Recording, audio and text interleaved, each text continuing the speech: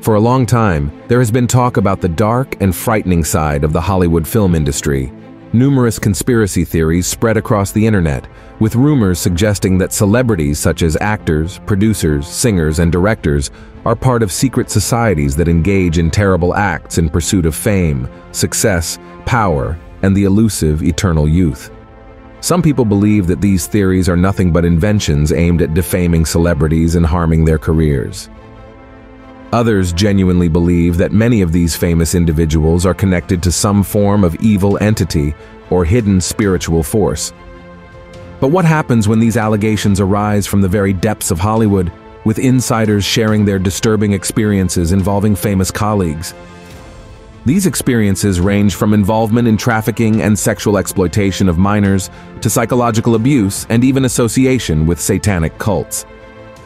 In today's video, I will show you a very impactful testimony from actor and director Mel Gibson, who, besides starring in many successful films in the past, became internationally known for directing the movie The Passion of the Christ, which remains the most successful film in portraying the sacrifice and death of Jesus Christ to this day.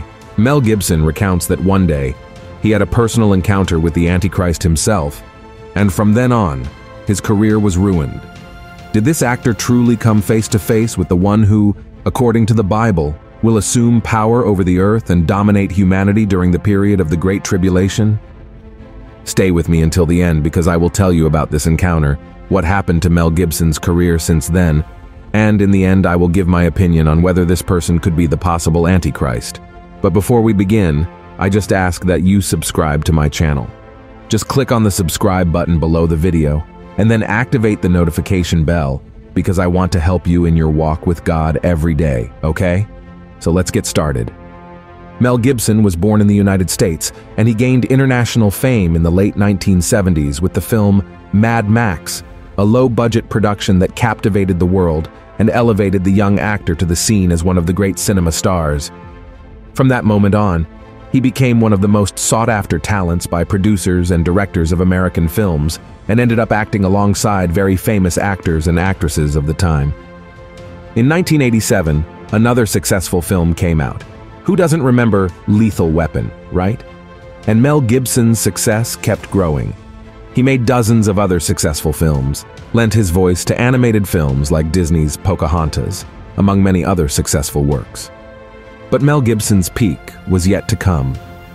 In 1996, he won the Oscars for Best Actor and Best Director with the film Braveheart, which tells the story of the battle for Scotland's independence in the 13th century. William Wallace, Mel Gibson's character, enters the battle and falls in love with the fight for his country's freedom after his wife is brutally murdered by the English army.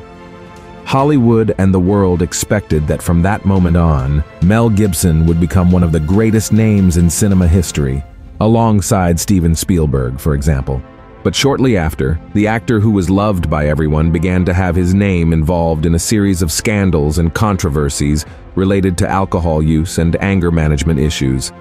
The strange thing is that despite all the news that gossip channels and magazines published, Mel Gibson continued to appear calm and charismatic in interviews, strolls through the streets, never offending or assaulting anyone. But the scandals kept coming. He was arrested for drunk driving, accused of making prejudiced comments against black people, and allegedly made threats against his ex-wife. And unfortunately, this sequence of negative accusations caused the public's rejection of Mel Gibson to increase dramatically, leading to the actor not being called to participate in any major films anymore. The strange thing is that other Hollywood stars, at the same time, were accused of much worse things, and nothing happened. Meanwhile, Mel Gibson was fading from the Hollywood scene. He even took on some less important roles in a few films at that time, but the media hardly promoted the productions, and cinemas were mostly empty, because for the audience the image that remained of Mel Gibson was that of a drunken, crazy, unbalanced man who hit women and insulted people of other races. And because of that, he didn't deserve a second chance, nor did he deserve to have his side of the accusations heard. And you might be wondering now, but Pastor, why did Mel Gibson go through all this, going from heaven to hell in such a short time? What made him lose control of his life, yes, without seemingly anything happening? And that's where we come to the topic of this video. In 1998, he gave an interview to an American television channel that sparked the fury of the press and the film industry against the actor. The topic of the interview was the daily lives of Hollywood stars, their contacts, friendships, the people they interacted with and went out to dinner with. And on that occasion, Mel Gibson recounted a strange experience he had during a meeting with actor Christopher Walken, known for films like Sleepy Hollow, Click, and Catch Me If You Can. This encounter between the two actors took place at a hotel in New York, and according to Mel Gibson, it was so frightening that he truly felt he was facing a demon. Let's watch the moment when he begins to talk about this encounter. I mean, this is a bizarre place. And it doesn't take very long, and I'm sure you've experienced this if you've stayed here for any length of time. And no matter how strong you are, when you come in off the farm with those convictions and a certain line of attack, no matter how strong you are going to be affected by this place. His whole opinion about women on film, from beginning to end, is very brief.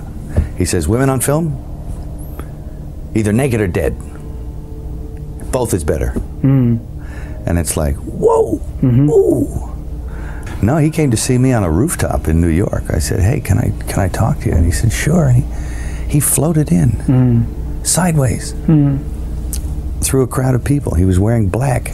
And it was like one of those old vampire movies where they don't walk, but they glide. And he was a dancer, you know, so he has he's very, graceful. Yeah. And he moved sideways, and he just sat down in a chair next to me. And it kind of frightened me. And he's a very smart guy. And we started talking, and I didn't, say much of anything about reading the script, nothing. I just started talking about the Middle Ages, and he began to talk tortures. And we swapped tortures, because I'd read this book on torture. And I tried to recall some of the most heinous things I'd ever read in this book. And he was like, oh, and he'd try and top it. And my assistant was there, and he left because he couldn't stand it anymore. Yeah. The air had turned cold. And then he left, and I wanted to leave. And because I knew that I didn't want to work with him. Yeah. And he was getting scary. Yeah. And then I turned around, and it was on top of the Peninsula Hotel. I turned around to avoid his steady gaze at one point. Yeah. And I was looking at a building with the top of the sixes on it. So there was a huge illuminated triple six in red. Yeah. And I went from that to that to that, and he started smiling. Yeah. And I thought, oh no, Chris Walken is the Antichrist, you know? When I came over here, I was in my mid-20s. Right. The first time I really came over here. I had a whole bunch of weird paranoid suspicions about what the hell was going on, because there was a lot of stuff I couldn't understand. Right. And nobody was really bothering to explain it to me. They don't. And I formed a bunch of opinions about the town and about the people in it that were like, surely that couldn't be, because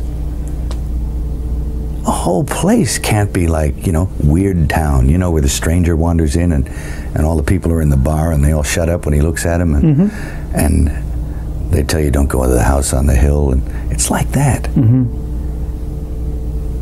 And then you go away and you think, no, I was wrong. I mean, that's insane thinking. I'm paranoid. I imagined that stuff.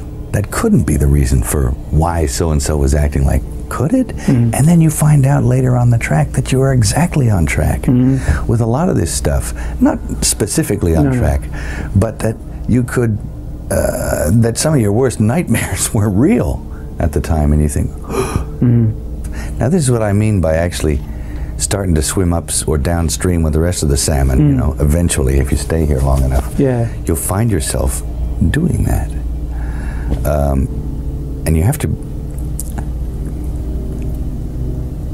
there's a way of doing it without doing it. That takes time. And it takes relaxation. not being uncomfortable, realizing it for what it is. Projecting. Understanding what it is. Once you understand it, well, then you're not afraid of it anymore, so you can just walk around it and through it and then get on with what you tried to get on with in the first place. A place like this can humiliate you. And it can humiliate you, it can be humbling. I mean, it does rip your life to pieces. Does it? If you'll let it. Yeah. Look at this. Did you pay attention when Mel Gibson talked about the red neon number 666, precisely on the day he was supposed to meet Christopher Walken in the middle of that hotel in New York? Another point that draws attention is that Walken smiled when he saw Mel Gibson's reaction to those numbers, because he knew the actor was Christian and always made a point of talking about his faith to people. Perhaps Christopher Walken was mocking Mel Gibson and his beliefs, and that became so clear that Mel Gibson's assistant felt unwell in that environment and had to leave because he couldn't bear the spiritual oppression he was experiencing at that meeting. And after that meeting, Mel Gibson and Christopher Walken never met again, let alone work together on any project. And the worst part is that from then on, everything started to go wrong in Mel Gibson's life for a long time, as you can see. For years, he was accused, judged by the media and by people. And once, actress Whoopi Goldberg publicly defended her friend, saying that he was never racist, as everyone was saying. Mel Gibson's life only began to change in 2004 when he produced the film The Passion of the Christ. He wanted to remind the whole world that Jesus came to earth not only to speak of peace and love. He came with a special mission, to die and sacrifice, so that his message of peace and love would be the only true one and would have the greatest meaning of human redemption. And as I said, no film production in history has managed to portray the biblical prophecy of the Messiah's suffering so well. Look at what the Bible says. But he was pierced for our transgressions. He was crushed for our iniquities. The punishment that brought us peace was on him, and by his wounds we are healed. We all, like sheep, have gone astray. Each of us has turned to our own way, and the Lord has laid on him the iniquity of us all. He was oppressed and afflicted, yet he did not open his mouth. He was led like a lamb to the slaughter, and as a sheep before its shearers is silent, so he did not open his mouth.